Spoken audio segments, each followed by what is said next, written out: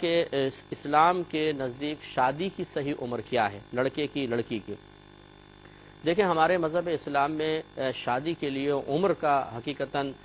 معاملہ نہیں دیکھا جاتا۔ ایک تو مطلقاً اجمالی طور پہ کہہ سکتے ہیں کہ جیسے لڑکا لڑکی بالغ ہوں اور شادی کے اسباب تمام مہیا ہو جائیں تو پھر بالکل تاخیر اور دیر نہیں کرنی چاہیے، ان کی شادی کر دینی چاہیے۔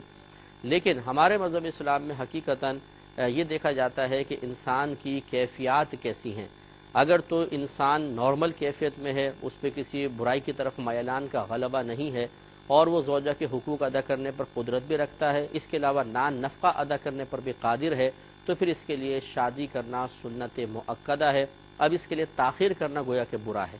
اور اگر اس کو گمان ہے کہ میں شادی نہیں کروں گا، نان نفقہ بھی دے سکتا ہے، حقوق زوجیت بھی ادا کر سکتا ہے، اور گمان ہے کہ اگر میں شادی نہیں کرتا ہوں تو زنا میں شاید مبتلا ہو جاؤں، شاید، یقین نہ ہو، گمان ہو، تو پھر اس کے لیے نکاح کرنا واجب ہو جائے گا۔ اور اگر یہ سمجھتا ہے کہ اگر میں نکاح نہیں کرتا ہوں، حقوق زوجیت پہ قدرت بھی ہے، نان نفقہ بھی ہے،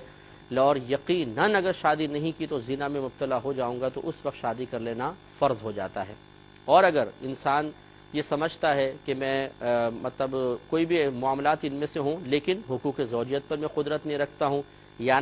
میں نان نفقہ ادا نہیں کر سکوں گا، اگر اس کا شبہ ہو تو نکاح کرنا مکروہ تحریمی، اور اس کا یقین ہو تو پھر نکاح کرنا حرام ہے۔ ایسی صورت میں جبکہ انسان برائی کی طرف مائل بھی ہو لیکن حقوق زوجیت ادا نہیں کر سکتا، نان نفقہ ادا نہیں کر سکتا، تو اس کے لیے بھی شرعی حکم یہ ہوتا ہے کہ وہ روزے رکھے کثرت کے ساتھ اور اچھے اور پاکیزہ لوگوں کی صحبت اختیار کرے، تاکہ ذہن میں وہ خیالات نہ آئیں کہ جو اسے کسی برائی کی طرف ابھاریں، یہ اس پہ پھر واجب ہوگا۔ تو معلوم یہ ہوا کہ ان کیفیات کے پیش نظر پھر یہ نکاح کے آپ لازم ہونے، فوری طور پہ لازم ہونے یا تھوڑا سا وقفے کے ساتھ لازم ہونے کے بارے میں فیصلہ کر سکتے ہیں۔